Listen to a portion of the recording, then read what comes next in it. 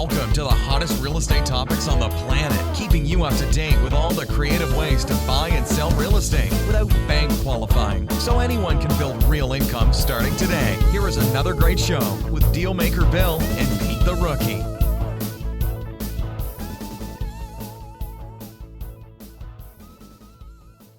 All right, here we are, Peter. Another long runway with all this technical crap. Bill, is the show over yet? Oh, my God. Episode number 200, Peter. We're supposed to be having a party, and we're quarantined. How are we going to have a party if we're quarantined? I think you call the fire department and cars and trucks go around, driving around the neighborhood. We have one here from the school. I'm in my house, and I hear sirens. Like, what the heck? It's the end of the world. I go out, the fire trucks, there's cops. There's like a mile of cars. That's 20 minutes of the teachers and everybody saying hi to the kids. Nice. And this Sunday's my granddaughter. So we got the firemen coming there. We're driving around the streets. Ooh, ouch. All right, so this title is a little bit unusual. But I think you're going to like it. What else is new? Go ahead. The name of this podcast is Unusually the Exact Opposite of Flaky and Lazy. Okay. This is Bill humor. Sorry, guys. We'll see where it takes us, and then we'll know. Unusually, the exact opposite of flaky and lazy. Yep. This podcast is after one hell of a week with my coaching clients. Oh, really? Yeah. So we'll just leave it at that. Here we go. Question. No names mentioned. Yeah, no names mentioned. It'll be unanimous. No, not anonymous. Question. How do you get real estate profits when your back's to the wall, your bank account's overdrawn, and you're about to be evicted tomorrow? Well, I had 2 out of 3. I didn't have all 3. It felt like 3, but it was only 2 some years ago. This podcast is all about the unusual hustle you would do if you were broke and about to lose everything. This is definitely nuclear option type of information for when you have to hustle for new business just to make the rent or eat. And it may not apply to everyone's situation, but it's a good operating basis and a perfect tool to grab at any given moment for turning your real estate into income easily. Some fearful folks may think of this as daredevil moves, but when your back is against the wall, you do what's needed and wanted without question. Oh, yeah. When really, all you need is to get swamped with new people whom have real estate to sell or to unload, and tell them what you do. You buy houses. Ask them what they need and want, and present and produce it.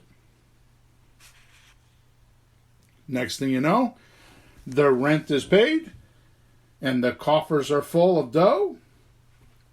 It's not that hard to do. But very specific with sequence and implementation to get it right. So let's dig in and help you out. Okay, folks, here it comes. So I worried about the topic, because it really should be, because it's too long. And the name of the podcast is "How do you get real estate profits when your back's against the wall, right? Mm-hmm. Your bank account's overdrawn, and you're about to be evicted tomorrow." But that was too long of a title. Emma would behead me if I used the title that long. Yeah, but we get the drift. Yeah. I mean, you don't have to explain it. I talk to people, not as many as you do, but I talk to enough people. Oh, you're in real estate, you must be rich. Well, getting there. But you don't get into real estate because you're rich, it's because you want to get money in your pocket. And a lot of people start it because they see big dollar signs and they got nothing. And we've both seen people go to one of those events, right? You sit there and the guy promises you everything. You can make $30,000 without even trying. And very poor people, you can tell, they don't have money. They are running to the back, and there goes their credit card, $2,000. Right. The last $2,000 they have on credit. There goes the food, the cigars, gas, rent. They're paying for it, and they don't know what they're even paying for. So, Peter, let's do a little mini coaching session with you right now, okay? Yes, sir. Let's do some drilling. Sure. So walk up to me and say, you must be rich. Oh, okay. No, you're Bill. Hi. So you're the real estate guy, huh? I am. So you must be rich. Oh, you mean real estate rich or cash rich? There's a difference. Oh, wow. There you go. Oh, yep. Preferably both, huh? Yeah. I only know that because my family tells me that all the time. And it's usually the sentence right before or right after when they're trying to borrow money. All right. So they go, Bill, do you have cash or do you have equity, right? Yeah, They're right. trying to find that out? Yeah. One time, one of my relatives asked me for money, and I handed him keys to an apartment. You want it monthly or you want it in a chunk? Well, that's what I found yesterday morning in my driveway. After the guys came and mowed the lawn, I found a pair of keys, but I can't find where the apartment is, so yeah, I'm going to have there to you turn them in.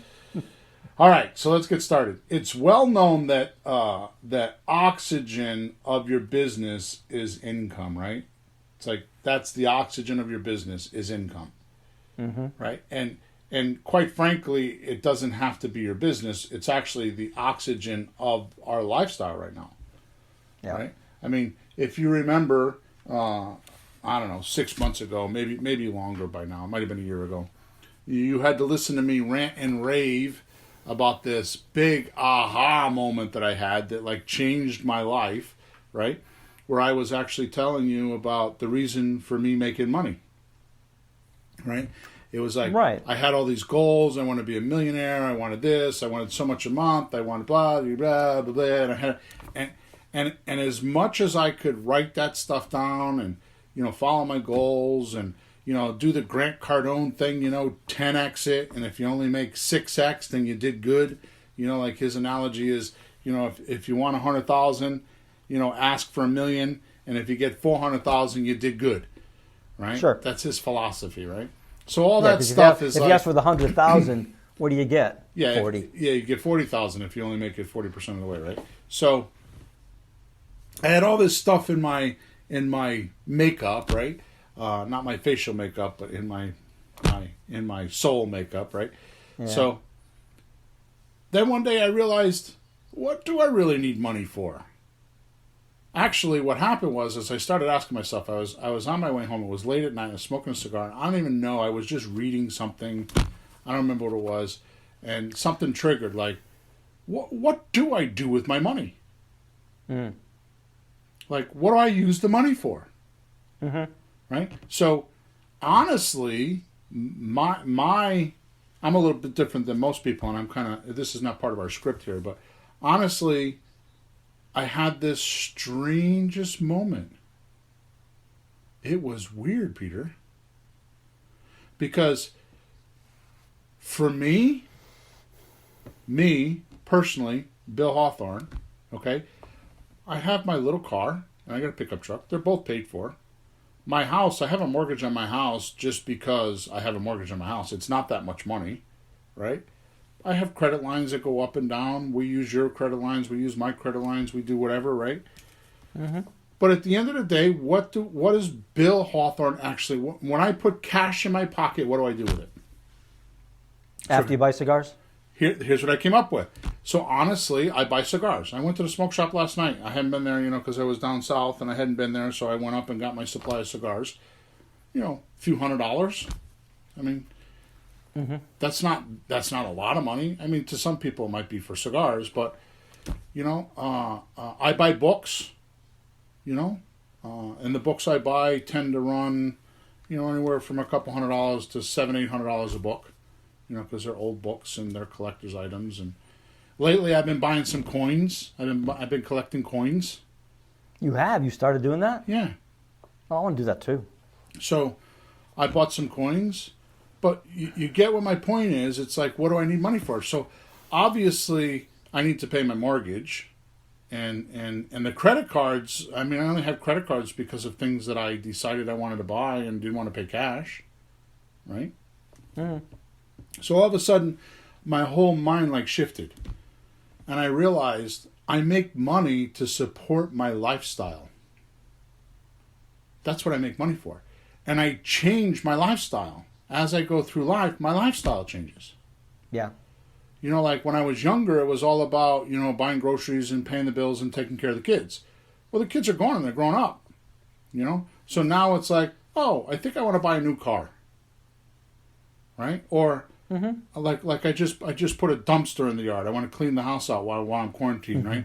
And I'm going to put a new garage roof on. So, I think I'll buy a garage roof.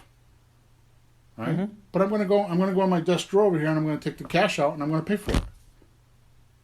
Right? So, all my point is that for me, the cash for me, or the oxygen for me, is to live my lifestyle. So I make money to live my lifestyle. Now the trick is to take a percentage, which I'm not always good at. I do it and then I don't do it and then I do it, but I always end up at the right number at the end of the year. Take a little bit, like 5%, and put it in reserves for the future. So that if there's an emergency, you can fix things. Right? So if you're living your life the correct way, right? I'm sorry, I got hung up on a comment on Facebook. So if you're living your life the right way, then you just make money to just live that life. Well, it's interesting that you say that. It's almost like, obviously, what else would you do? But until you really figure out what is that you want to do, you might be just thinking, I want money, I want money, I want money. Money isn't the end. What good is a pile of cash in front of you, or a number in a checkbook, or a balance on a credit card to buy stuff? What good is it? It's only good for what you want it to do. So you need to know what you want to do and do that. I mean, after the first million or two or three, what do you need? People go, I need more, I need more. For what? What are you going to do with that? How much can you buy? Right. Is it just to have it so you feel good because you have it? That's stupid. Well, just to my point, I mean, a philanthropist doesn't need all his money, but his lifestyle is to give away money. Yeah, at a certain point, what are you going to do with it? Give it to somebody else.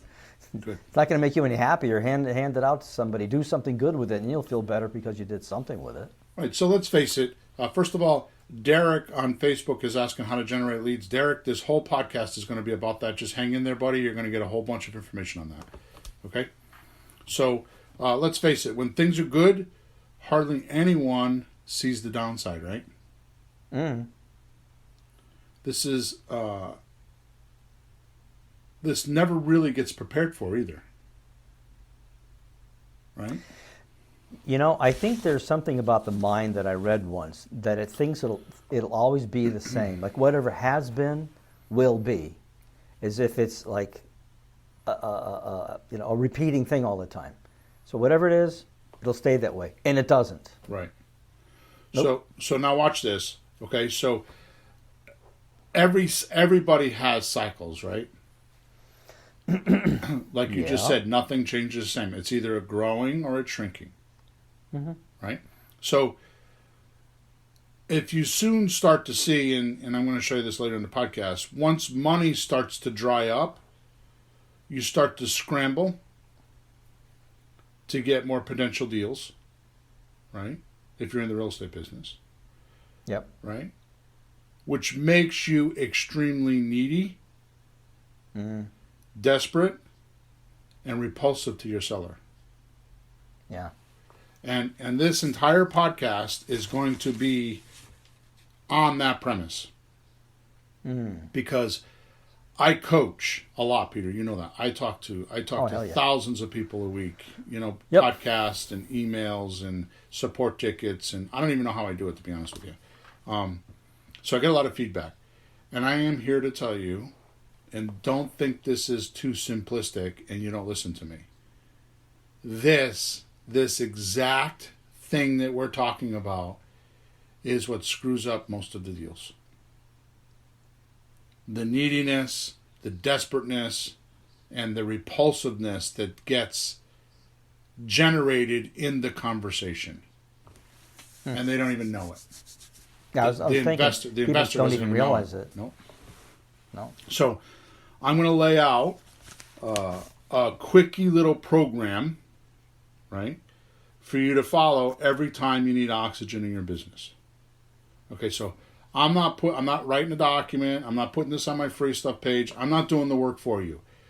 This is episode number 200. It's a mile mark for us.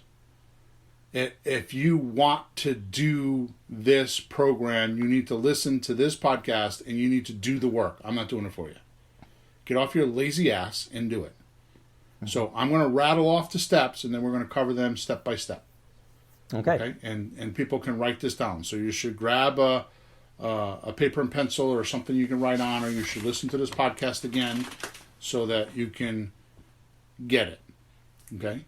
So here's the list. It's 12 steps. It's kind of chunked down, so it's not, there's a few more steps, but we're going to go over that as we talk, okay? Because we're going to talk about this like this little mini program. Okay? Okay. Yeah. So first thing you got to do is you got to find some deals. You have to find somebody that wants to sell a house, and we do that online. 10 years ago, we couldn't do that. It was done in the mail. No, it's amazing what you can do online. Or signs, yeah. It's changed. And it's changed since this pandemic happened. It's changed. Okay, the last couple of months. We're in May of 2020, right? And since January, it's massively changed. Oh, yeah. Using the word virtual is like, oh, good, what's that? Right. What can I get virtually? Because I can't get things regularly live, in real life. So you see virtual, you go, oh, give me some of that. And it's real estate. You see all kinds of things. You see virtual home tours and all that stuff. Right. Okay. So once you find the deals, what we do is we text them. We have 3 questions we use. I have coaching clients that are doing more than 3 questions, but we're going to talk about that. Why do you text them? Because the whole world is skeptical, and you need to build a little bit of rapport so they know that it's not some robot or some, robo-caller or some scam or something. Peter, I got to tell you, my ego is crazy lately. I had 3 girls text me this week and tell me they wanted to fool around with me because I was a handsome guy. Obviously, they don't know me. Obviously, they haven't seen the podcast. They haven't seen me. No, they haven't seen me. I'm not that guy. even if they mix us up, because people think the younger guy must be the rookie. It must be Bill. No, that's Bill. Oh, so that's you're Pete. so even you're if the they mix good it up, look. it's So worse. let me Never see if mind. I get this straight. You're saying you're the good-looking one? No, I'm saying it doesn't matter either way. Forget it. I have pictures on the wall that look pretty good, but they're a few years ago, so never mind. Just never mind. All right, so step number 3, once you start getting a little bit of rapport with these people in text, right, because they find out that you're actually human, right, you get on the phone and you call them and you just be curious, right? And when we go through these steps and explain it, it'll make a lot of sense, okay? And then you quickly send them some offers. Now, notice what was the key word in that sentence? Quickly. Well, it froze a little bit. Quickly, yeah. Right? Yeah, you quickly send them a few offers in writing. The word is quickly. That doesn't mean for those that have analysis paralysis, you go off for, 10 or 20 days and you go ask everybody under the sun if this is a good deal. And then if the survey says, you still don't send the offer because you're worried about what ifs. Right? Yeah. What ifs will kill you. You haven't bought anything. And you didn't put your name on a contract or anything, and you're afraid to just walk a little closer to the edge and look down. Just walk to the edge and look down. It's okay. Yeah. You can look up too. There's a cloud. Yep. There's a deep hole. But get a little closer to the edge. Don't be afraid. Good. So that's step number 4. You quickly send them an offer. When I mean quickly, I mean like within 15 minutes of talking to them on the phone. Within 15 minutes. Geez. All right. What's the longest we could go that would still be kind of now? An hour or two? Is that okay? The same day. The same day. Same day. Okay. Yeah. Okay? Then, once you send them the offer, actually going to send them 3 offers, right? You follow up with them. And we're going to go over this, because we're going to send them an offer electronically, and then we're going to send it to them in the mail. You follow up in 4 or 5 days. 3, 4, or 5 days. However long it takes them to get the hard copy in the mail. Yep. Right? So, now... Well, we'll get into it in a few minutes, because I just want to talk about all this, because it's so cool what we're doing, right? So now you send them the offer. Then you get back on the phone in 4 or 5 days, and you say, "What'd you think?" Whole different conversation than, "I'll give you 20 cents for your $500,000 house." Whole different conversation. Right? Yeah, because that's what they're expecting. They're expecting just a nice low ball, Yep. one offer, and you give them 3 different offers. That's unusual. Right, in writing. So we're going to go over that in a few minutes. So once you once you close on a deal, so you're going to strike a deal with them, right? Or strike a deal with some of them. As soon as while you're on the phone with them, you can send them a document by email. You can actually draft up, I have a 1-page lease option agreement. It's not the actual lease and the option agreement. It's a commitment that they would sign while they're on the phone with you. Okay? Oh. Excuse me. Got a dry throat. Haven't had my cigar yet today. That'll help. Yeah, that'll help. All right, so you send off a commitment letter, or this commitment document, right? And then once you do the commitment letter, what you do is you don't even have to go there. Now, if you're local and it's in your backyard, you can make arrangements to go look at the house, or you could actually do a virtual tour. And I have a couple ways that you can do that. So what happens is you sent this document, you still aren't committed to the deal because you qualified the seller, now you need to qualify the property. So you send somebody out there. You have somebody take a look at it. You go yourself. Once you know the property is qualified, now you're ready to move on, right? You actually draft up the actual documents, the lease and the option agreement, okay? And then you're ready. Now, what you do is you go advertise the house on Facebook or Craigslist, right? And I'm going to tell you how to do that, right? And then you show the house to some qualified buyers. Yep. You do an application background check. You decide who, and you collect the check. This is the checklist. 15 minutes. We're done. You got it. This is the checklist. Bill, that's even faster than those 30-minute television shows. You got that down in 15 minutes. But here's the point. I'm not trying to tell you that it's easy. I'm not trying to tell you it's like, a get-rich-quick scheme, you'll have money in 30 seconds. I'm just telling you that it's a checklist, handwritten checklist. Well, okay? I don't think it's hard. So I think it's easy in a way. But I think it's safe to say you just don't do this on a Monday morning and Tuesday you got money in your pocket, and then you do it Wednesday and you got money in your pocket Thursday. It can take a little time to find the particular property. But you don't need one every day, you need one every week. Definitely within 30 days. Definitely within 30 days. But here's my point, like heavy point that I'm trying to make here. I find that most people, when they get into an emergency situation, let me reread this, right? So you'll soon, if you find yourself with money starting to dry up. In other words, you're in you're going along and normal, all of a sudden you dip into a little bit of an emergency, Right? It's not danger, it's emergency. It's like going down a little bit, right? Yeah. So you start to see money see money starting to dry up. You start to scramble, right? And you wonder how you're going to get money. Yeah. Okay? Here's what I noticed at that exact point. The human mind disperses. It doesn't stay focused. It starts to do weird crap. It starts to hunt for money. It starts to Where do is it? Is it under that weirdness. rock? Is it under that tree? It starts to get stupid. Even everybody's mind. It's like it comes up with these weird solutions. So the point of this checklist that I just rattled off to you, that you'll have to go back and write down for yourself, because I'm not doing it for you, okay, is to keep you focused on these 12 steps so that you can not have to think about it.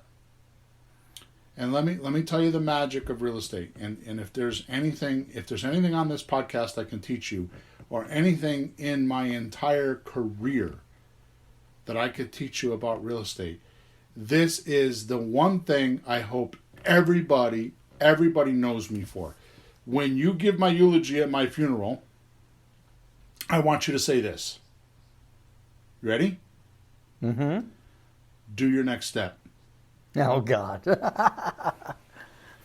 That's how real estate is done. So what happens is too often I coach my clients, and we're at step 2, and they're already talking about step 10. Yeah. Because here's what I realize is, as you do your steps, if you're on step 2 and you concentrate on how you're going to get to step 3, it may change the deal. You know, like, for example, maybe step 2 is you're doing your due diligence on how much it costs, right? And you're trying to get that done so you can get to step 3, which might be sign a contract. You may not make it to step 3 because the comps are like, this guy's asking $500,000 for this $50,000 house. Yeah. You may never make it. Or, just opposite, it's like, this guy's got a $500,000 house and he's asking $280,000 for it, and it's gorgeous. I got to figure out how to get to step 3 quick. Right, and that would change 4, 5, 6, 7 to some degree, Right. because it's an unfolding process. So you can't predict without having the data. So you're in a constant data evaluation, evaluating the client's situation, evaluating the client's emotions, evaluating the property, evaluating the money, and evaluating the environment. There's a constant evaluation, right? We were talking about last night. I stopped to get cigars at the smoke shop and spend a half an hour there. And they're asking me about real estate. And it's like, dude, you wouldn't believe it. I can't get my attorney on the phone. You want to know why? You would think that real estate is bad right now, right? Well, number one, what's happening is the inventory is really low. So the houses that are on the market are selling over market value. But Really? You know what he's busy doing? What? Closings? Refis. Oh, of course, yeah. Because people are at home and they're on their computer and like, oh, I want to refi. And refis don't mean you go to the attorneys anymore. Rocket Mortgage changed that. Oh, just click, point, click. Okay, got a new mortgage. My payments go here now. I'll tell you later what I did yesterday on a refi. I'm working on something. See? Yeah. Right? Because you're home and you got time to do it. Okay. Well, and the rates are better. Well, you know what? When banks start calling you, when you start seeing the email loaded up with call me, because 2 months ago I couldn't get them on the phone. Now they're chasing me, so you know what's going on. My point, the environment changes. That's one of the things. So the magic of doing real estate, the magic of doing anything is the next step. I mean, you want to court a girl? Do the next step.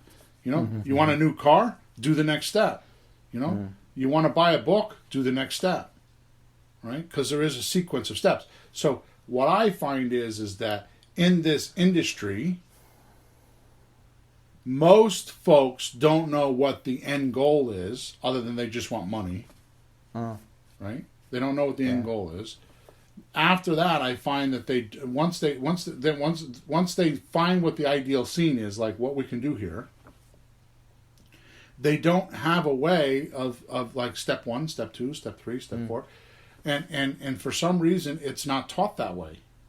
And my guess at it is because when people see it, they don't think it's important. So it's not like enough of a magnet to make them come into the fold so that they can actually do it. Right? Bill, I have a very strong idea of what you're talking about. I got a little different angle on it. Based on something we talked about, you're telling me something you spotted a couple of months ago in a different topic. But it kind of goes like this. Left to our own devices, let's be honest, we're a little crazy and we're a little stupid. We all get stupid and crazy sometimes. We do the wrong things and we have emotions in the way and we don't know what we really should be doing.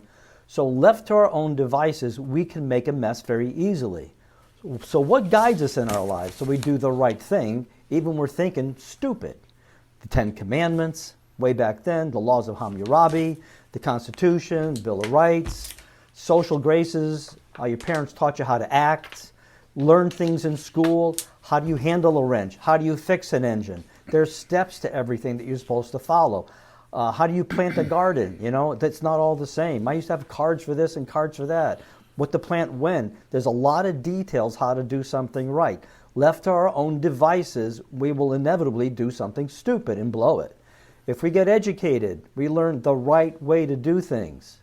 So as important as the next step is, having the right steps is what I'm getting out of working with you and learning more, reading books, taking classes of all kinds of things. That to me is what's important. Left our own devices, we just don't do the right thing all the time. Right. So if you have a successful person, steps, follow them. You don't know, if you don't have money, don't listen to yourself. Right. Listen to somebody who has money, who has houses. Stop listening to yourself. You don't know what you're doing. Right. But you will learn and you'll become that person who more naturally knows this is how it works, this is how you do it, this is how you talk to people, this is how you take care of kids, grow a garden, buy real estate, the right way. So what you're looking for is in an education is you're looking for the proper sequence, what order to do them in, and how to apply it. Yeah. Right. Okay. Yeah. So and that's me. I've been kind of harping at people or my wife. Just look. Let's just follow some rules about this. Let's just do whatever we feel like today. Well, I don't want to do that. I'd rather do that. No. This is what works. Do this. I don't feel like it. I don't care. Do what works. You know.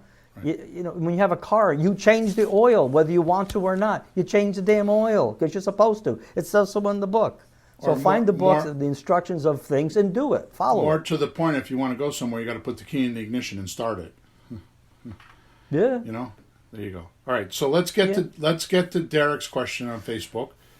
He wants to know how to get leads. So the first thing we need to do is we need to find leads online. So Derek, I'm not going to spend a lot of time on this because I don't have a fancy answer, man. It's almost ridiculous how to find leads. So because we right now with the environment the way it is, I do have 7 different offer strategies that we use, and the reason why is because they cover all gamuts of the economy. So right now I'm strongly pushing and suggesting that you do slot deals, which is a sandwich lease option transfer, and a rent to own, which is really a sandwich lease option. The difference between the two is a slot deal, you just make your fee for or your commission or whatever you want to call it for structuring the deal, and you leave. And the sandwich, the rent to own, you stay in it because you got 15% worth of equity and 25% worth of cash flow. And so you're going to do money now, money monthly, money later. Okay. So if you got a lien deal, you just set it up between the buyer and seller and you take off. If you got a deal with more meat on it, where there's more money floating around, you get more of the action that way. Right. You stay in and get paid. Stay in. Yeah. Well,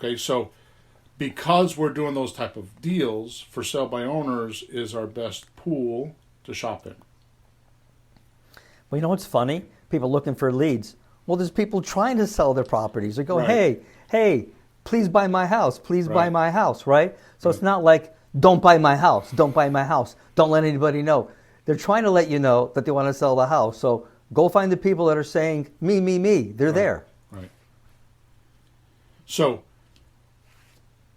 I mean, the best place to find that is on Zillow. Okay? So, Yeah. if and the other place is Craigslist. I use a service, but there are a ton of them out there. I use My Plus Leads, which is a for sale by owner scraper. And you can go there. I think it's $29 a month, and you can get leads from there. That's what we use. So will that service find more leads that are there, or just do it for you? Because well, you've asked that I'm question. working on getting leads. Asked, I want a lot of leads. I'm working with the wife, and I want to get a lot of leads. So you've asked that question like 5 times. So I just want to make sure that because you don't feel like you're getting answered. So, So, My Plus Leads will give you more leads than Zillow because it's scraping more than Zillow's website. Mm-hmm. So My Plus Leads will give you more leads because it's scraping a lot of websites. So it's a relative term. Like, will it give you more leads? Well, what are you doing now to get leads? If you're just on Zillow, then yes, it'll give you more leads. Yeah. Well, Zillow, Craigslist, 1 or 2 other sites. I mean, if you just type in for sale by owner sites, there's a lot of them. Okay, so My Plus Leads, if you go on there, I'm sure they'll tell you what sites they're scraping, but the point is that leads are not the problem. Mm-hmm. Okay, and we're going to talk about this in a few minutes. It's how you handle those leads and the way that you talk to them that's the problem. Right. Like I have a coaching client, he'll tell me, oh, when he first started, my VA, my problem... Virtual assistant. Yeah, my problem right now is keeping leads with my VA, my virtual assistant. I'm like, really? What does that mean? Well, she just, I bought a list with 500 names on it, and she burnt, she needs more leads. I'm like, how many offers did you make? Oh, none. And it's like, you don't see this dude? Come on, really? I mean, I busted out of 500 names, nobody wants to do a deal. Right. They're 500 people are trying to sell your house. You can't come up with an offer that makes anybody happy? No, Pete, I'm not even that far. I asked how many offers he gave. I'm not even like into how many deals you can do. Yeah. Because as we were talking about, it's a sequence, so you break them down. So what I find is when I have people asking me, how do you find leads? Those are the people that don't know how to make deals. Yeah. And honestly, I'm going to tell you honestly, and this is a tongue-in-cheek comment, in other words, not a lot of thought behind it, just something I think I see, okay? The people that have trouble with that haven't spent enough time educating themselves, or they're thinker brains. They're trying to get every detail, and almost always, and we're going to cover this in a few minutes, almost always those people are giving their sellers a seminar when they're making the offer. Mm-hmm. So they're trying to overcome it with quantity instead of quality. No, like they're just they think it sounds like they're throwing money at it and trying to get just so much volume that something accidentally works for them. They think that math is the issue. Let's move on because I'm going to talk about that in a few minutes because that's what this whole podcast is about, that with all this other stuff around it, because I need to peel the onion back for most people so they get the one point that I'm trying to make here. Okay. So I got to do all this other stuff just so that people will listen and understand that where the core problem is, because that's where it is. Okay. So finding leads, if for sale by owners and renters are the place to go. So again, you could go to listsource.com.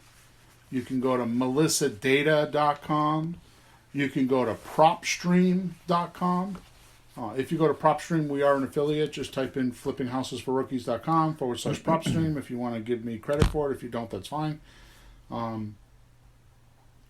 PropStream has all kinds of lists. I mean, PropStream, it's $97 a month, but it also does, it does all your comps. It does a whole bunch of stuff. More importantly, it gives lists. It'll give you lists for free and clear properties. It'll give you a list for liens. It'll give you people that have like tax liens and stuff like that. It'll give you a list of out of area owners. And it's all very specific. You could pick your zip code. You could pick an address and do radius. It does all of that. Okay? Yeah. We use some. You can use expired listings. Expired listings is amazing. Now, Peter, I want to tell you that I suck at expired listings. You want to know why? Why? Yeah. Because up until recently with the internet, there was no real way of getting their name, address, and phone number. Expired listing. You just have the house. You address? just have the property, whatever MLS, and the realtor will not give you their contact information. Why would they? Because you're going to try to steal their lead, right? Yeah. They're trying to get. Well, they failed. They failed once. They don't want to fail twice. Right. Or they're going to try to get them to relist. Right. So why would they give you their lead, right? So, just recently, last few years, all of a sudden, there's a lot of these private eye sites. Right. Let me. I don't have that. Oh, wait a minute. It's open. Let me see here. I can open my computer and see if I can give you a couple of those names.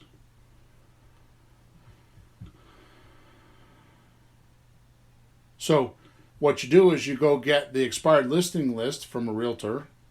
You could probably get it from PropStream. I've never tried it there. And you upload the list to one of these sites, and for 15 or 15 cents or 18 cents or 12 cents, they'll do a reverse lookup, and they'll get you the person's phone number, they'll get you their address, they'll get sometimes they give you their social media sites. They give you all that stuff. Right. Right? So, yep. Finding people is a lot easier than it ever has been. The barrier is the investor not understanding what they're looking for. Right? Yeah.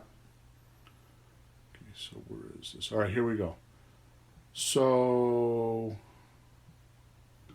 the first place you can go is called truepeoplesearch.com.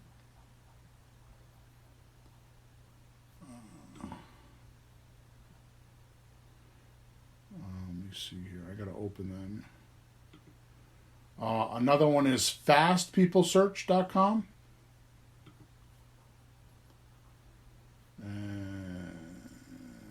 Third one is, which is I think the best one is reiskip.com. Okay, so you could easily get an expired listing from a realtor for free, right? And you could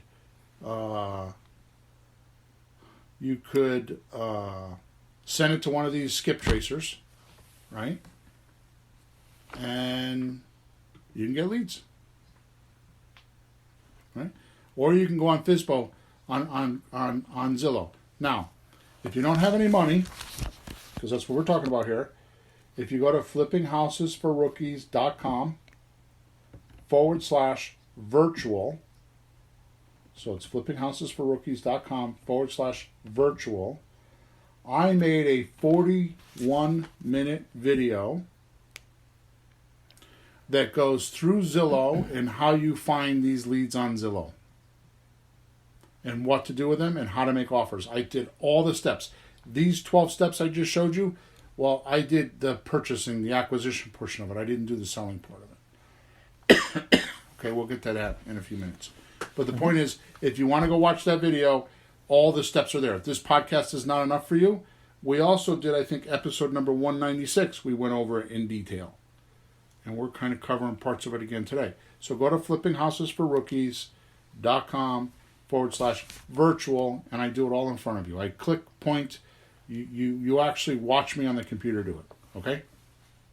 So I'm going to move on. Okay, Peter? Yep, because, I'm good. Because all that. So now once you get somebody's phone number, you text them. Okay? And the texts are simple.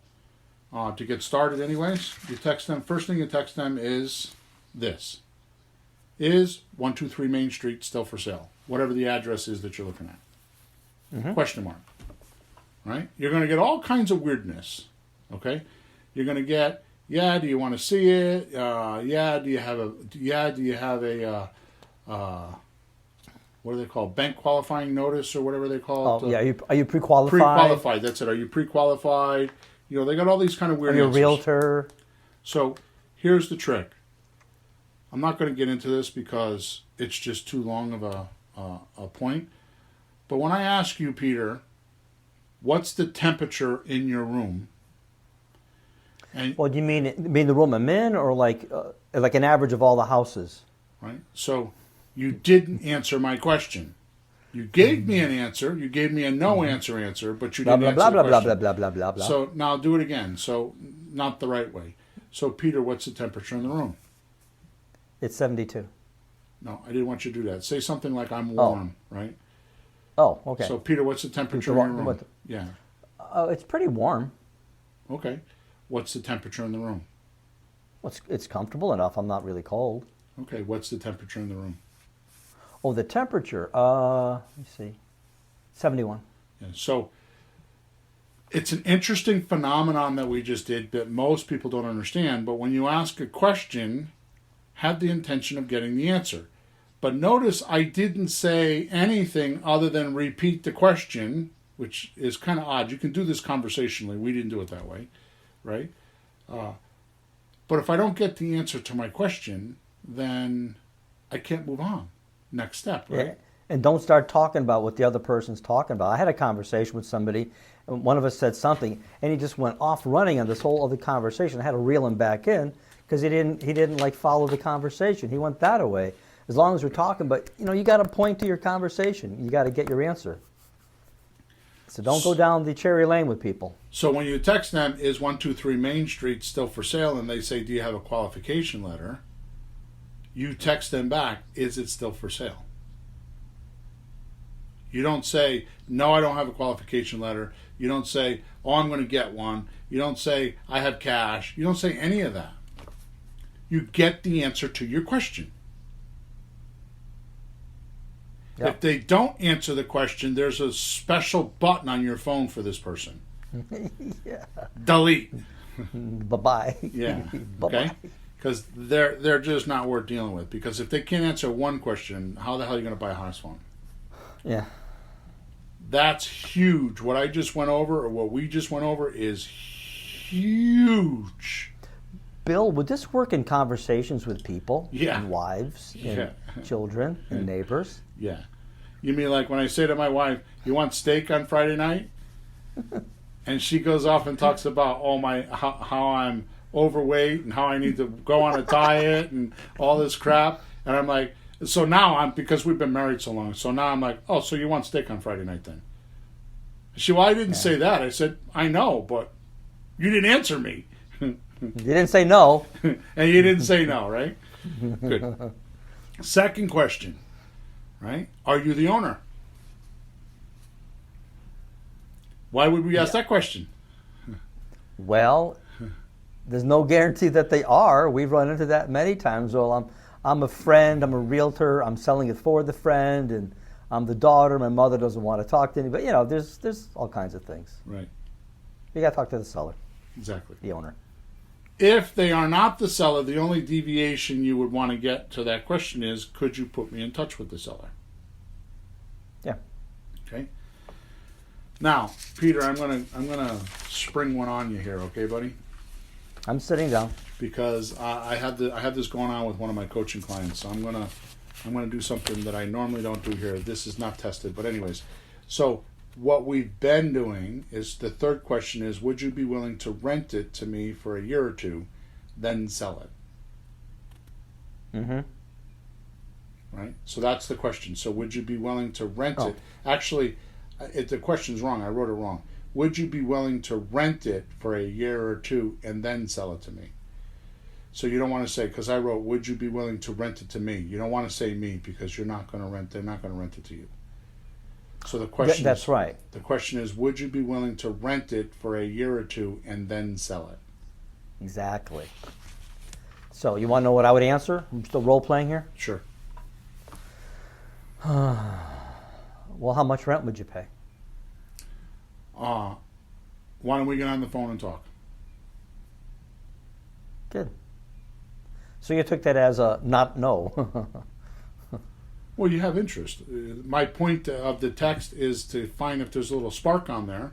And if there is, I'm going to pour gasoline on there and make a fire. Yeah, because you're either going to say, no, I would never do that, I need the money right now, or they start saying something. And as long as they start talking to you about it, that's enough interest, is that right? Right. Is that the point? Now the other thing that you could text, which I'm gonna tell you what it is, but I want you to know that it has not been tested. We are testing it now, or I'm going to start testing it now. Okay. And the reason why is because I have a client in Texas that has a lot of people that they're texting, and he's saying they're not making offers. Their numbers of people that are texting is way too high compared to the amount of offers they're making. Okay.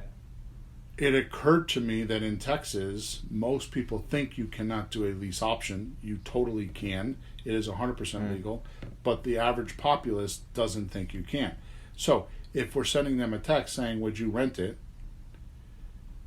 In Texas, that's not going to necessarily work, right? What's wrong with renting, though? I mean, you're not saying lease option. You're saying rent it. Does that trip something in their head? Yes. I think so. So that's why we're testing it. So the language is going to go, if I were to pay a higher price, would you let me pay monthly for a year or two until I can get the money together to pay it in full? Ah, okay. So I'm going to have my VA start testing that because I'm curious to know if that would change our response. So the question is, if I were to pay a higher price, would you let me pay monthly for a year or two until I can get the money together and pay you in full? You know, that's something some parts of that is something you talked about before. Before you ask a person you want to rent it, you want to give them some reason that they would wait a little bit and rent it now and wait. So the higher price gives them a carrot that's a little bit bigger carrot than a little, baby carrots in a bag. Give him a full size carrot. Right. So it's incentive for him to do this. Must get his attention too, right? Higher price. So what's the definition of a higher price? Because that's where you get in trouble. What's the definition of a higher price? Higher than what? You haven't even given a price to be higher than. So you're not in trouble, are you? Because you haven't. Well, you're not answering the question. What's the definition of a higher price? Yeah. I don't know.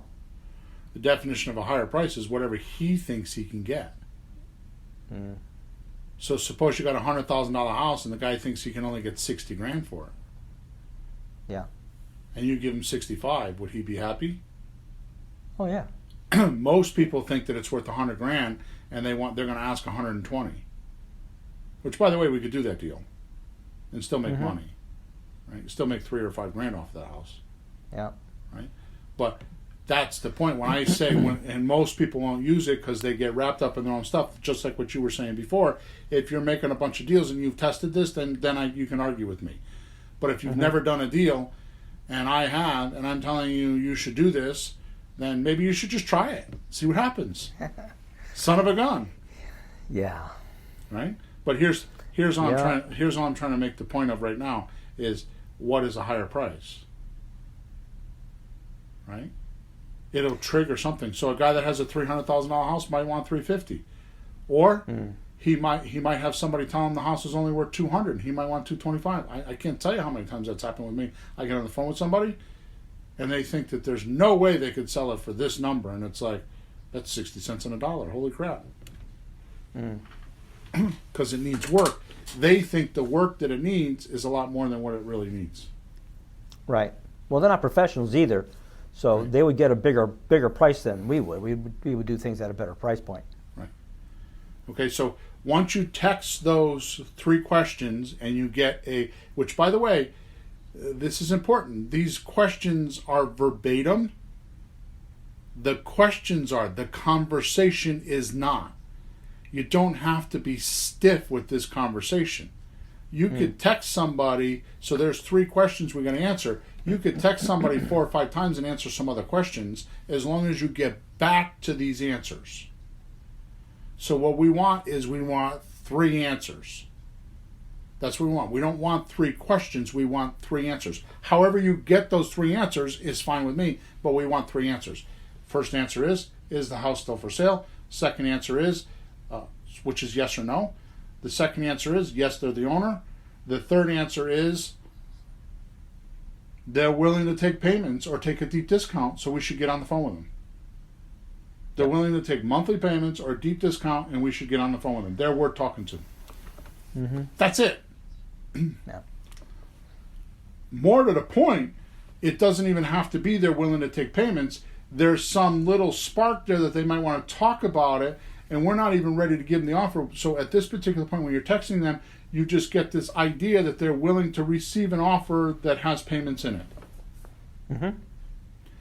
You're not even trying to close them yet. Because that's another problem I have with coaching clients is they start trying to close them on the text. And then they get on the phone with them and they try to close them on the phone. Which, by the way, Ron LeGrand teaches that. And it works. Back in the day. But in today's environment, it's not working as good because people are too skeptical. If you had somebody text you, Peter, and said, would you take this much for your house? Wouldn't you be skeptical? I'm getting emails right now. Click here for a cash offer on your house. I saved it because I want to know what the heck that is. But you didn't click on it. They're sending me an offer by email. Like, but they didn't click like on what? it. And I didn't even open it because I don't want to start like getting a stream of See? emails. I There just you looked go. at it. I hang on to it because I want to let you know about that. Like somebody's doing this. Just send offers by email. Right. Shooting in the dark. So we're going to get to that in a couple minutes, okay? Because we're kind of really behind right now. So does that all make sense? Sure. Okay, because that's like Sure. that's like the crux of it. Now we're going to kind of go off a little bit here. So now you're going to get on the phone, okay?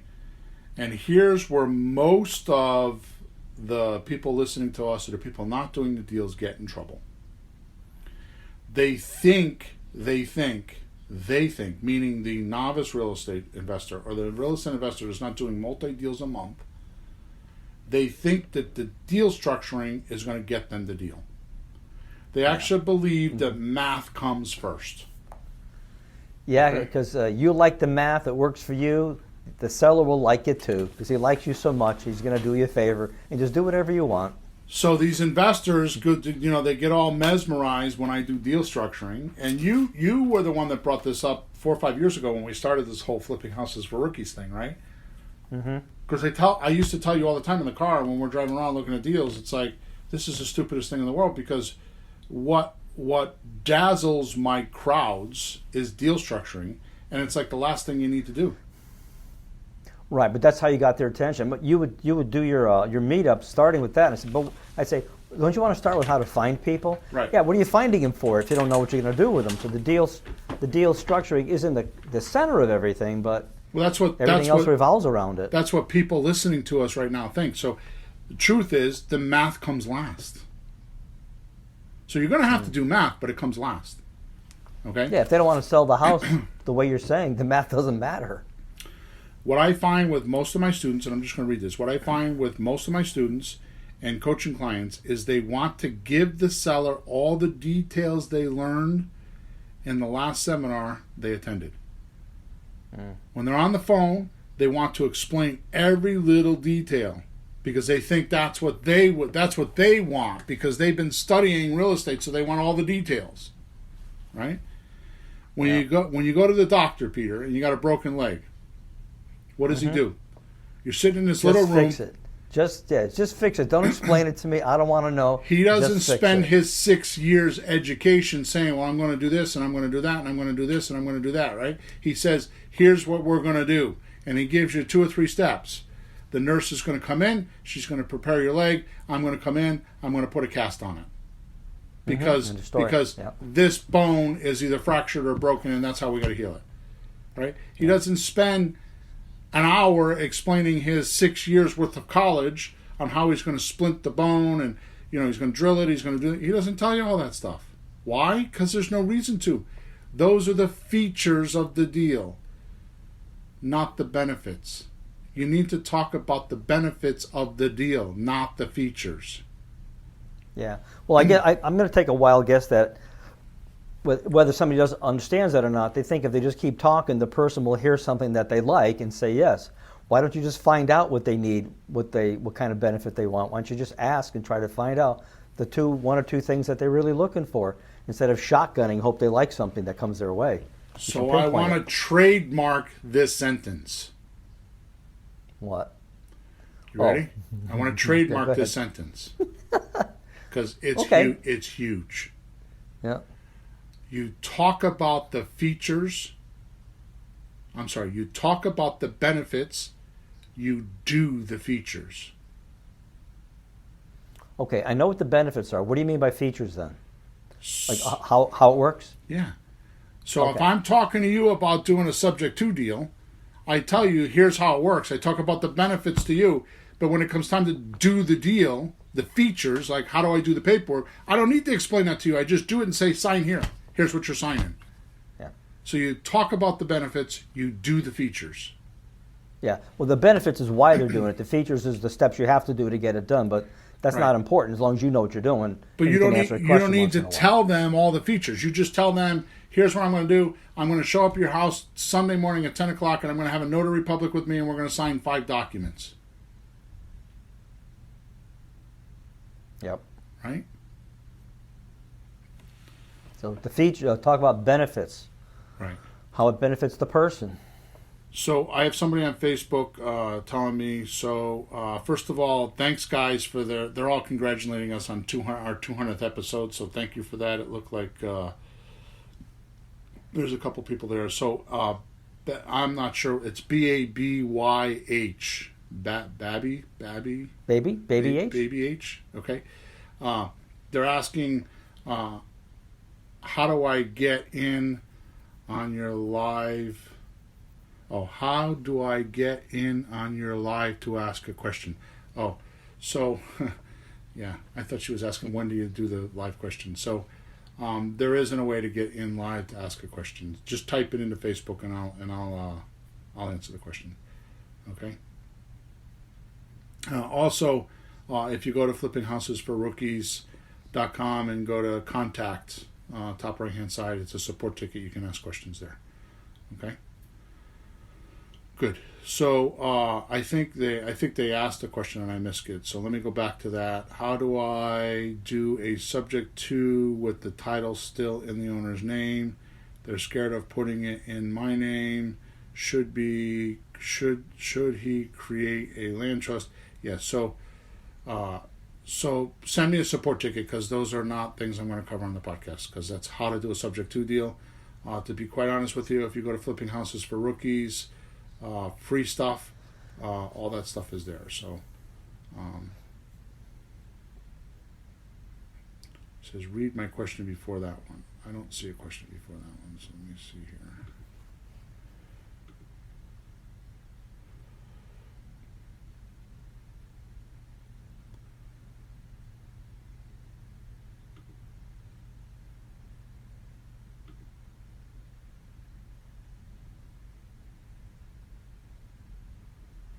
Yeah, so I don't know what's going on here, Peter. Okay, I'm gonna move on. Just send a support ticket in because I can't, for some reason, I can't see the questions before that, and I don't want to spend. We're already behind schedule. I don't want to spend time on that. All right, so the bottom line is that you have to have human interaction. Damn. So here's what you do, right? You chat with them. Let them know you're human. Get some information about what's going on, right? Ask them why they're selling. That's the big thing. Why are you selling this house? Right? I mean, you had a great question. It's like, I have a question for you. Let's just do it. I'll do it. So, Peter, I have a question for you. When did you decide to sell this house? Actually, I was thinking about it last summer. Yeah, like which month? July. July. Yeah, July. So what happened right before July that made you decide to sell the house? Well, my daughter has one more year in college, and then she's going off, and she's still living at home, and then we don't need to have the family here, and we don't need this big house. Okay. So I thought, when it came to the end of the semester, sell. Yeah. Do you need the money from the house to pay for the college? No, I have that covered. Okay, so it's just the house is too big for you. Yeah, there's no reason to have a big house like this and spend the money. We can have something easier. We're getting older. Maybe one of those stand-alone houses where they mow the lawn for you and all that kind of stuff, or a nice condo. something easier to deal with, a little cheaper and just, newer, nice, start again kind of for our old age. Good. So do you need the money from this house to buy the new house?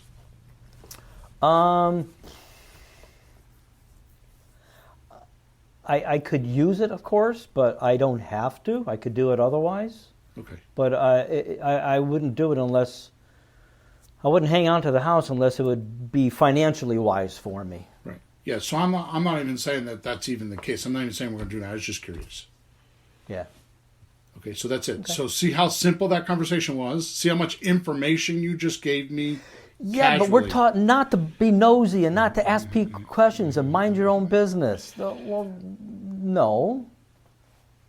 I was talking to a guy in Southern California yesterday about refinancing. It was a mortgage company that a friend of ours recommended.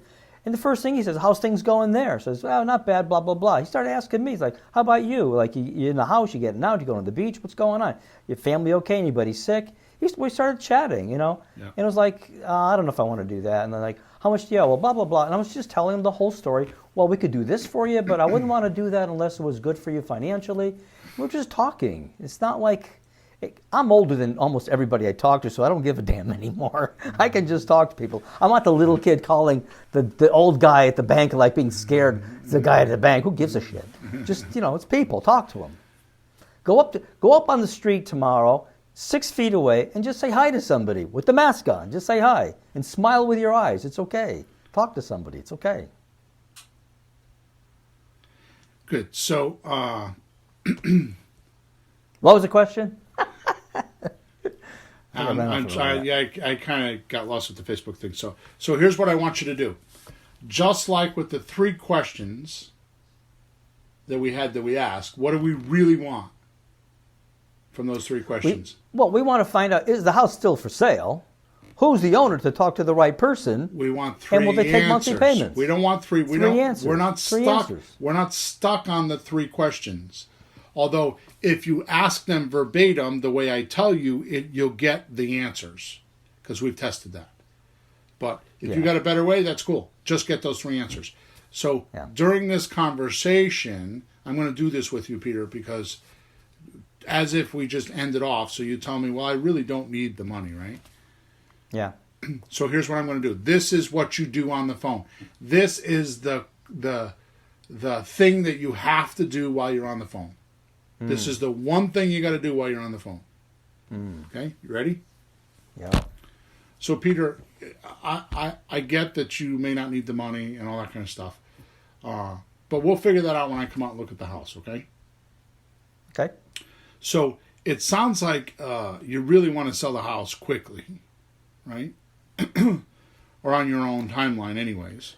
Yeah, I'm not in a huge rush, but just sell it. And based on what you told me, it looks like a pretty sweet deal. I think so. I took good care of the house. Yeah. I think so. It's a good house. But I'm not sure I can help you. What do you mean? What do you mean? Well, you really don't need me. Why don't you just list it with a realtor? Oh. I think my house is good enough to sell on its own without having to go through a realtor, and I don't think it's going to save me time, and it's definitely going to cost me more money. So I don't see why I should use a realtor. I think I can do it myself. Find somebody like you, sell the house. It's a good house. Yeah. Have you had a bad experience with a realtor in the past? I didn't, but when my older son was buying a house, I wasn't impressed. I thought, crap, I can do that better myself. Okay. A couple things happened. I wasn't impressed. Sure. Makes sense. Yeah. So what are you going to do if you don't sell the house? Are you going to rent it? I don't really need to. I mean, it's always an option. We're probably going to start looking for a place, and we've had ideas. If I find a place that I really like, that really knocks my socks off, and I want to move in, I would do that temporarily. Just to move on. Yeah. Bam. Got it. You played into your hands like a tarantula. So the 3 questions on the text got us on the phone, so we can have a conversation, so he could answer that question. Done. End Yeah. of story. You don't need to be me. You don't have to do hundreds of deals. All you got to do is have that conversation with somebody. So you really don't have to get the question answered on the third question, like if they really would take monthly payments. If they're willing to talk to you, and they don't just say no, go away, and you can talk to them, get a little further, and establish that. If they're just willing to talk to you. Exactly. Now, we have scripts and certain things that we do, but when you're first starting out and you need one deal, you don't need all that stuff. Just do this. Yeah. Just do this. You get on the phone with them. Yeah, what I find easiest when you get somebody on the phone is how many bedrooms, how many bathrooms, how many square feet, is it, what kind of heat, ask them some questions about the house so that they know you're interested in the house. Yeah. Then, Yeah, I got the email. We want to buy your house. Like, no, who the hell are you? Yeah. You're just shooting in the dark. No, not impressed. That breaks my formula because what does every seller want? What does every seller want? They want an offer. They don't want to sell their house. And most people miss that. And it's a bold statement. The reason why is because if you're asking $200,000 for your house and I want to give you $100,000, you don't want that. Yeah, but even if you said 190, I'm going to think, crap, I bet somebody will give me the 2. I'm going to wait. The point is that if I don't make you an offer, we can't be on the same page. Yeah. So every seller wants an offer. So get your information that you need up front. And then give them the offer. Because as soon as they give you an offer, it's very likely they'll ghost you, they'll send you off, they'll never talk to you again. So get everything you need first. And then as an exchange, give them the offer. Yeah, so just follow the script with basic information. Right. Okay. Okay? So Yeah. up to this point, Peter, you really don't know where they're at, right? Until you ask that question. So what are you going to do if you don't sell the house? Are you going to rent it? You really don't know where they're at. Yeah. No, because people will say all kinds of things. I don't need you. I got plenty of money, and I don't have to sell in a hurry. Or they can say anything they want. But when you have a conversation, you start talking specific details. You'll find out what they're trying to do, and maybe some benefit that they're looking for will crack through, or a problem that they might be having. Maybe there's a deadline they have to move in such amount of time. You'll find out. Right. So now watch this. Most important, Peter. Most important. Please listen. You never left your desk. You don't have any more than about 20 minutes into this deal so far. Right? But Bill, I miss our car rides. And you haven't spent a dime on the deal. You haven't spent a dime on the deal and on a bunch of tools. You didn't need a bunch of training. You didn't need to buy a course. You didn't need to go to the seminar. You didn't need to do any of that. Wait, did you need an LLC? Did you need an attorney? Did you need an escrow account? Did you need? Oh, I must have forgot about all that stuff. No! No! Get that question all the time. It was just good old-fashioned seller contact. Found a seller, call them up, talk to them, and there you go. I'd like to put this in perspective. Can I do that? Quickly. In case somebody is thinking this is some new, fancy, slick, money kind of angles, and look, to get around the fact that we just don't have $1 million to buy properties and all tricky in that. This is the oldest way you've been telling me that people buy houses. So think it's 1860 and you want to buy a house or you want to buy a little farm and you want to talk to Farmer Jones, he's getting old, and there's a banker, there's a sheriff, but nobody cares. And you just figure out a little deal with the farmer. Like, what if I pay for your little house in town, and then I'll give you a little extra, and I'll pay the farm off as we go. I'll pay your bills. You'll have enough money to live in the hotel, have a few drinks, eat some food, and you'll be all set. He goes, okay. Who says what you can and can't do? There are no laws about this thing. There's a free country, God. Right? Yeah. This is the Oh. oldest ancient secret in real estate. Oldest ancient secret in real estate. Yeah. But I want to reiterate here before we move on. This what we've been talking about in the last 10 minutes, maybe longer. This one step is the most important part of the deal. This one step is the most important part of the deal. And when I hear people ask me, how do you find leads? They're not doing this, because if they were doing this, they wouldn't be asking how to get leads. They would think they have too many leads because they're going to have deals to be working on. Because they're not doing this. Yep. Okay? However, those people tend to shortcut this portion of this list because they're needy, they come across desperate, and they sound repulsive to their seller. And they will pollute the waters. And the seller will politely get off the phone and more than likely ghost you. So if you're talking to people and they ghost you, guess what? You're needy, you're desperate, it's leaking through, and you're at the point of being repulsive on the phone. What does it mean to be repulsive, Peter? Well, it means you repel somebody. They don't want to be in your space. They want you to go away. Repel. So what's the quickest way to repel somebody? Smell bad. You're on the phone, Peter. How's Which that is going to solved.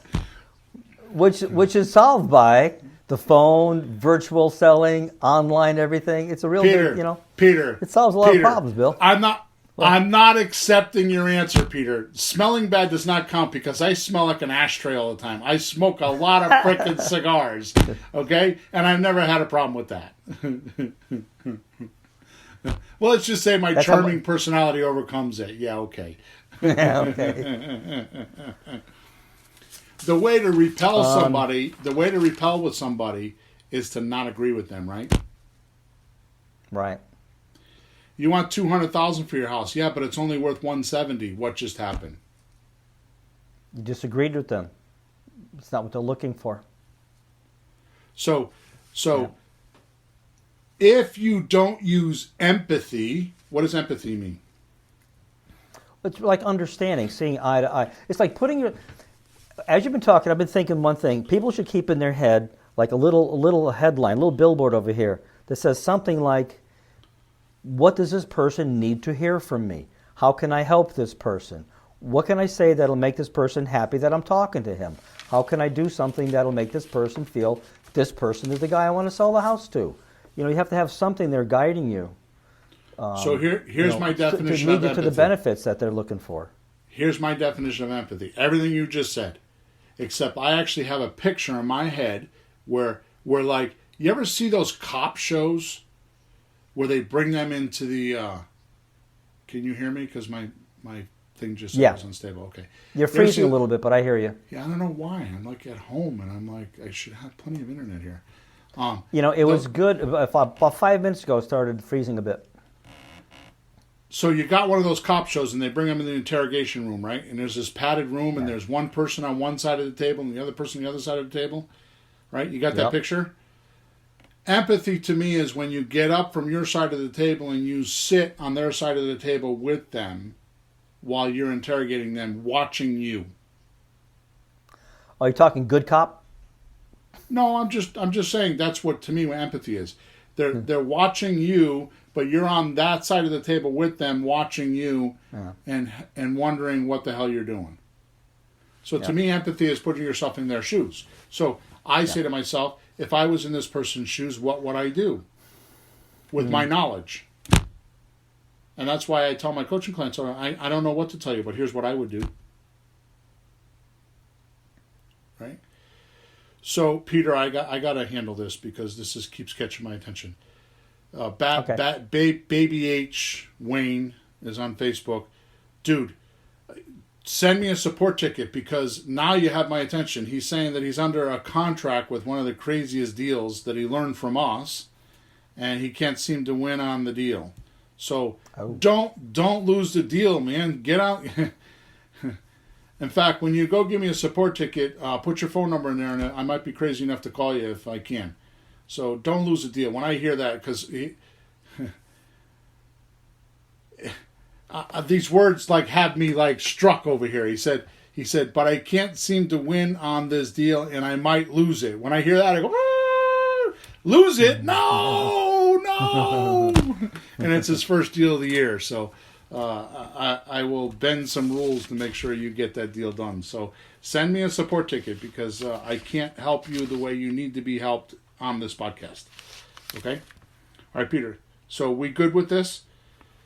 Because I could end the podcast here, which I'm not going to because I want to go through the rest of the steps. We're only on step 4, by the way, so we're going to buzz along because, the rest of the steps are not as important as what we covered because, honestly, having helped hundreds of people, if you don't get over this portion of the deal, then you'll never make deals. Yeah. Okay. You gotta put yourself on their side of the chute. So now you need to make offers, right? So now you have data, you're like ready, you need to make an offer, and I'm not going to go over that right now because we're going to make 3 offers. The offers are going to be a slot deal, they're going to be a rent-to-own, and they're going to be a cash deal. Honestly, Peter, I hate to do this. I never do this on podcasts, but we talked about this in episode, I think, 196 in detail. If you want to go listen to that, that's fine. Or just go to flippinghousesforrookies.com/virtual. There's a free video there that's 40 minutes long that shows how to do this. But underneath that video, I did some insane shit, Peter. Insane. You can, for $37, you can buy my offer calculator, which has, all you do is you put in 5 comps, 5 comparable numbers, and it automatically calculates a slot deal, a lease option deal, and a cash deal. You put 5 numbers in and it does all the math for you. So this is like sending me your deal. This is like sending me your deal and I calculate it for you. Okay? Are you crazy? $37? Have you learned nothing? It's better yet. It gets better than that because I also give you my offer pack, which has the cover letter, has a letter of intent, has a reason why somebody should do a payment deal, and then frequently asked questions. It's an 8-page document of me selling them the deal. Plus I give you my script, all the scripts we're talking about, the text script and the phone script.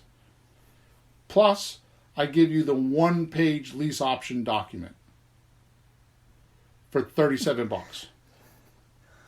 Okay? You're a crazy man.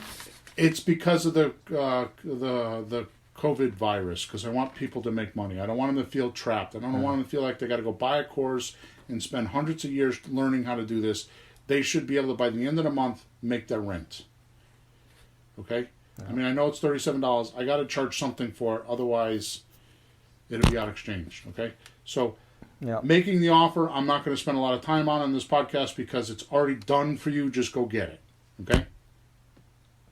Now that you have the offer, this offer pack that I'm talking about, you can now send it to them by email, and you can also send it with a software called ClickSend.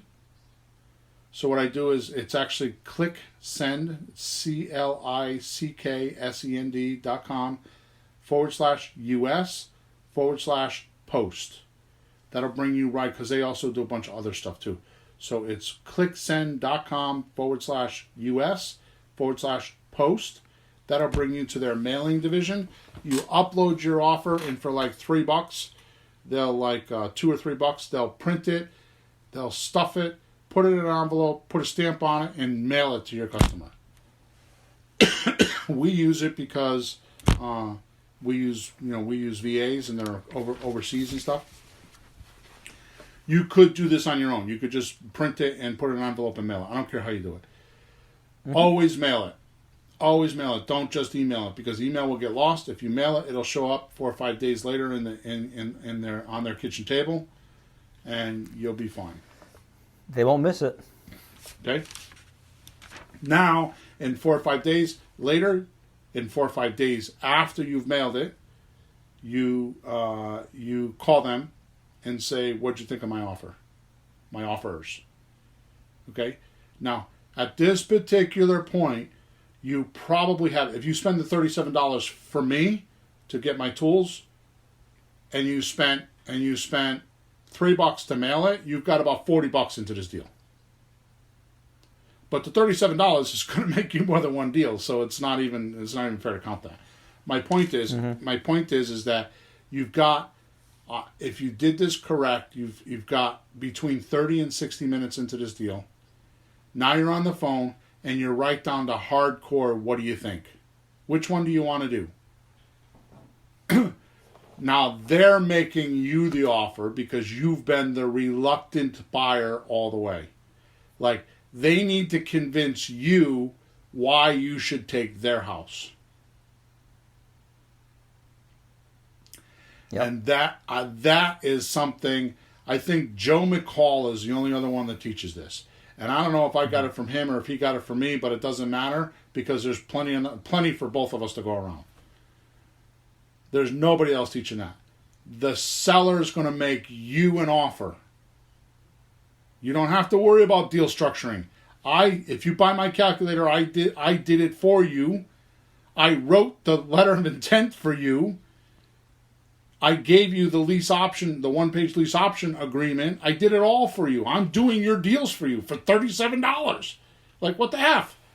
What else do you want?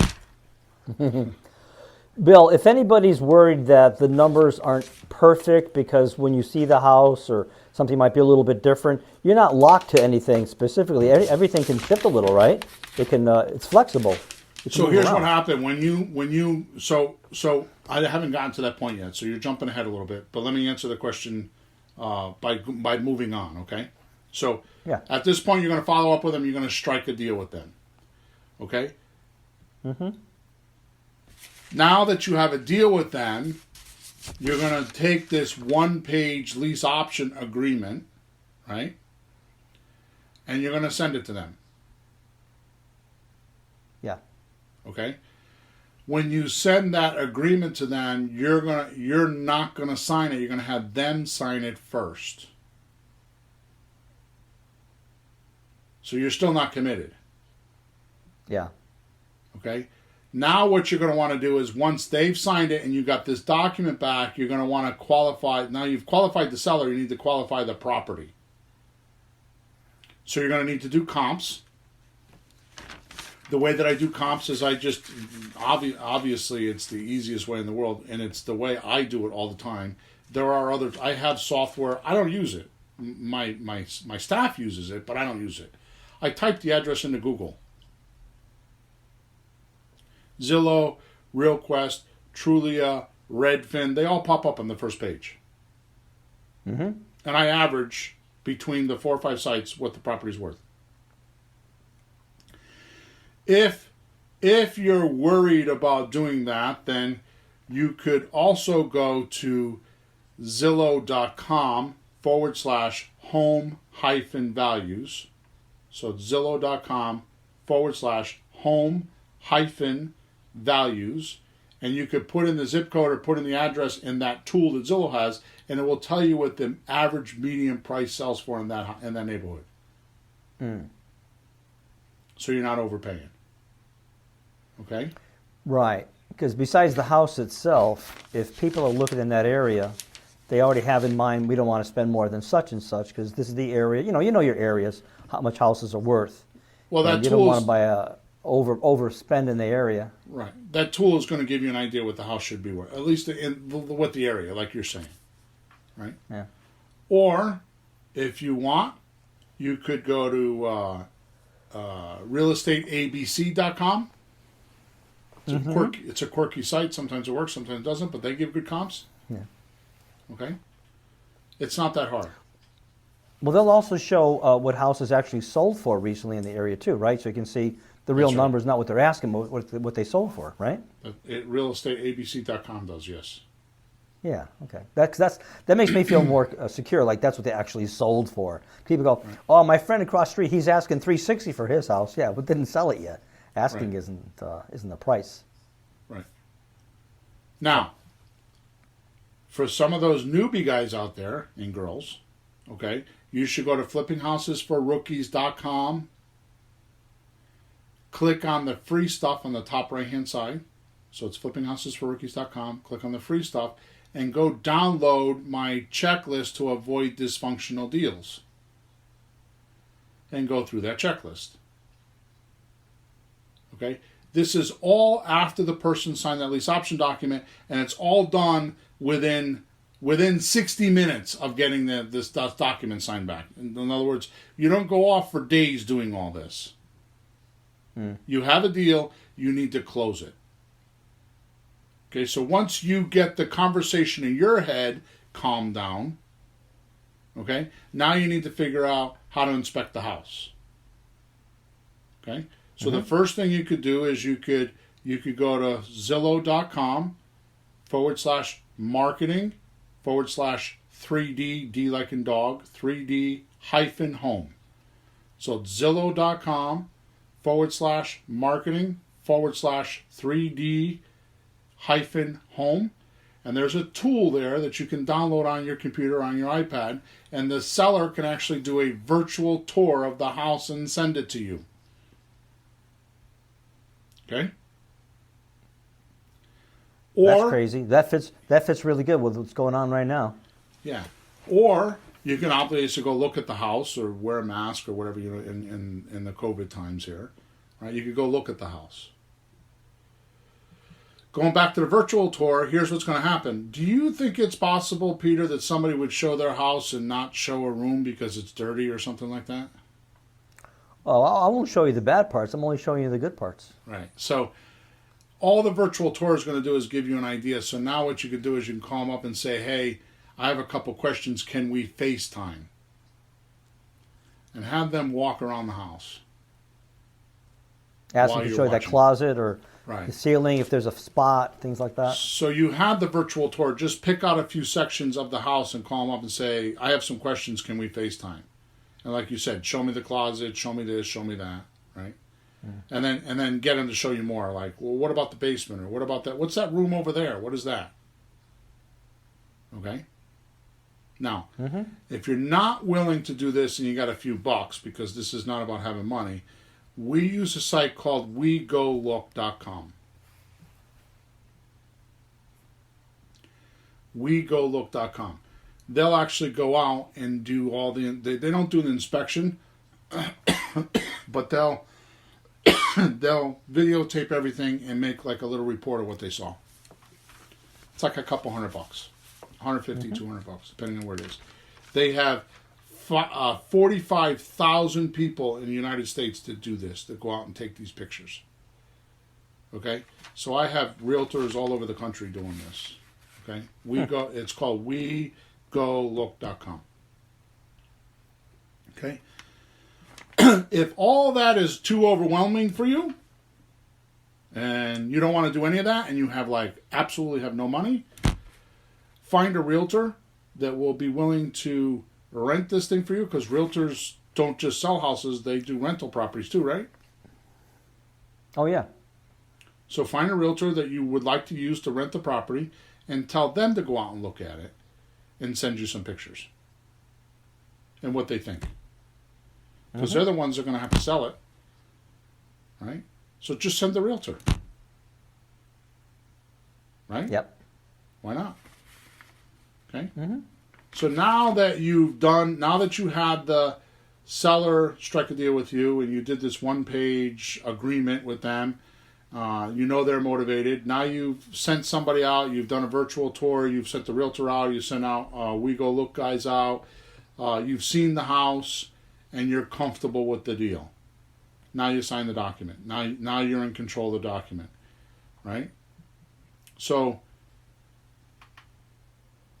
what better position to be in? This is what Nelson Rockefeller said in the early 1900s, right? Yep. Own nothing, control everything. You don't own this house, but you control it. So at this point, you sign papers. How much commitment do you have? Well, you're going to have to give them some sort of consideration. It could be $1, it could be $10, it could be $100, it could be $50, whatever you want to give them. Yeah, that's no problem. That's your commitment. Any more That's risk, your commitment. exposure. That's your commitment. That's your commitment. That's your commitment. Yeah. Well, they'd be pissed off if you back out of the deal. Yeah, but they can't take you to court. Yeah. The one-page document doesn't. It's not strong enough. That's why we use it. Yeah. Okay. It doesn't promise that you're going to do it. It's like, well, to me, it's like a realtor. They never promise they're going to sell the house for you. If they don't, they don't. Sorry, it didn't sell. Bye-bye. Right. And we're Exactly used to right. that. Like, oh, it didn't sell. What are you going to do? Right. Okay, so now you got the pictures, you got the virtual tour, you got everything ready to go, right? Yeah. So now what you want to do is you want to start selling the house. Right? Oh, yeah. So here's the trick here. Here's the magic to selling this house, okay? So you might ask yourself, if the seller couldn't sell it, why am I going to be able to sell it? Well, here's the reason why. The seller was probably selling the house because they want all the money up front. We're not going to be selling the house. We're going to be selling the financing. We're going to sell this house to the 81% of the population that doesn't qualify for a mortgage pre-COVID. I don't know what's going to be like after COVID, right? Yeah. Yeah. 81% of the population looking for real estate cannot qualify for a mortgage. So you're going to go dip into that 81% pool. And those people don't buy houses, they buy terms. So when you advertise this house for sale, no bank qualifying, or house for sale, owner financing available, what do you think you're going to attract? Those You're going to attract people that really can't buy a house. Those 81 and they're like, people. No, we've talked to them like, I could buy the house? Yeah. I can, but I don't qualify right now. That's okay. Because you don't need the pre-qualification stuff. You just need, Right. some money down and. So then you're going to take those pictures of those virtual signs of those virtual videos that you have, and you're going to put them on Facebook Marketplace. You're going to put it on Let It Go. That's a big app right now. My coaching clients are using it and selling houses off Let Go. It's called Let It Go. Let It Go or Let Go. Craigslist and Zillow for rent. If you want to get crazy, you could put some signs in the neighborhood because the signs really help, but you could do it put it on Facebook. All I use anymore is Facebook Marketplace. I don't use anything else. And I boost it. When I put it on Facebook Marketplace, I put $50 in there and I boost it to the zip code. I don't do any other audience prerequisites other than the zip code. I do a 10-mile or 15-mile or 25-mile radius, depending on the population. I do like a 25-mile radius of that property. So in other words, I put in the location, I put the address of the property, and I do a 25-mile radius, and then I boost it. No other criteria. How much boost? $40, $50? Yeah, I usually do. It depends on the property. I either do 50 or 100, but Facebook will take as low as $10, so you can do whatever you want. It'll take lower too, but you got to run it for a few days, and I run it for 7 days. Cool. So often what I'll do is I'll run $10 a day for 7 days, so it'll cost me $70. Sure. But you don't have Yeah, to do that.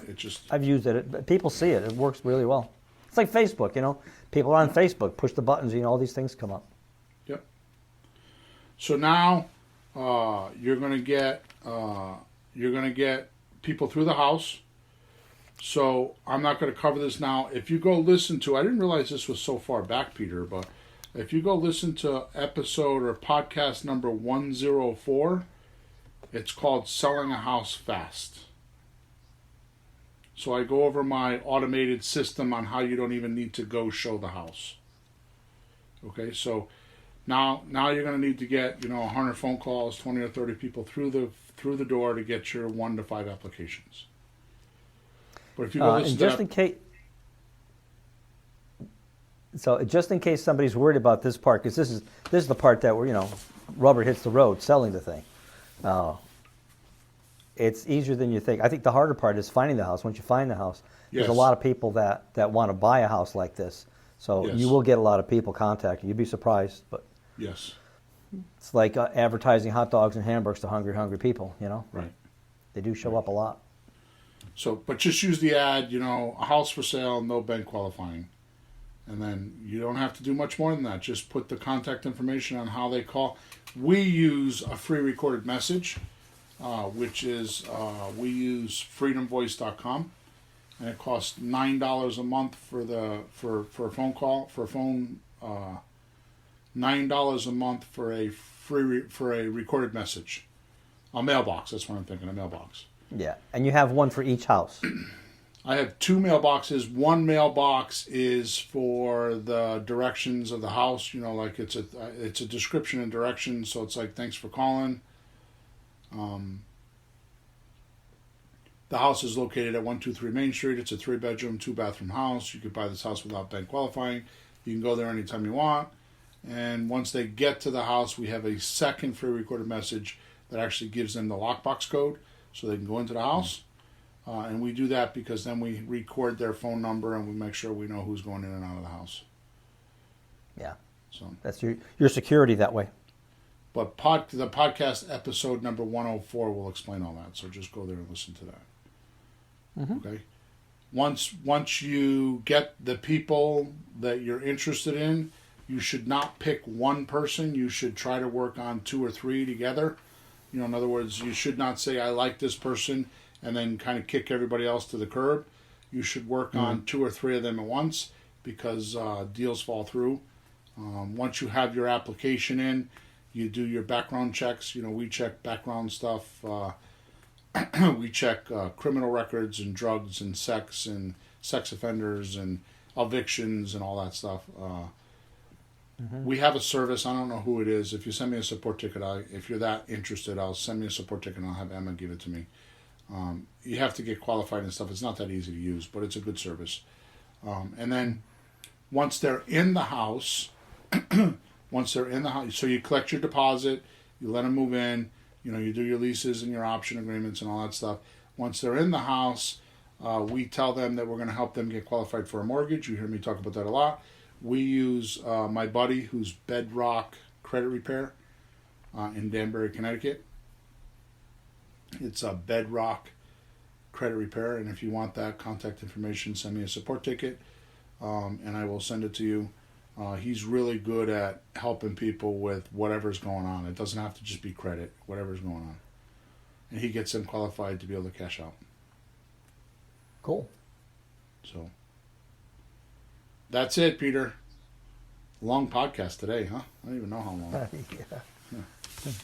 My clock says we've been on for 2 hours, but I know that we had a half an hour of other stuff going on there. So, So I think we covered everything, right? We covered the 12 points.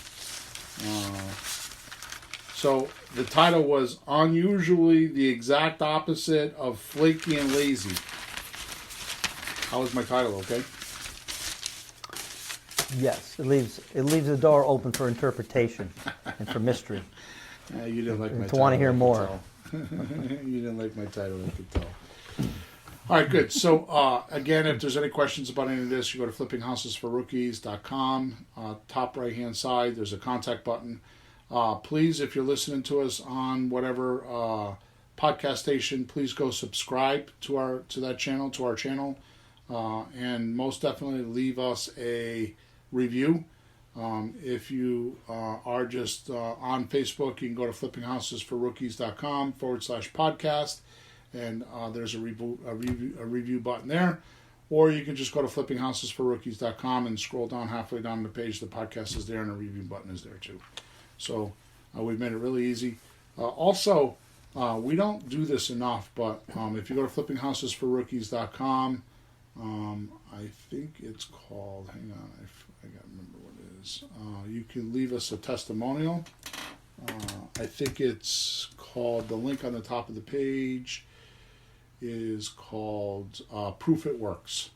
And if you click on that button, it'll take you to a page where you can actually leave a video or a written testimonial or anything like that.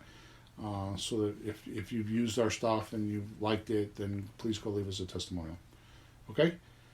All right, Peter, let's go make some, you and I need to get together and make some deals. So let's do that and move on with our day, huh? Absolutely, Mr. Hawthorne. Thanks for being here. Have a good day. Have a good week. Let me know if you make any deals. Over and out. So long, folks.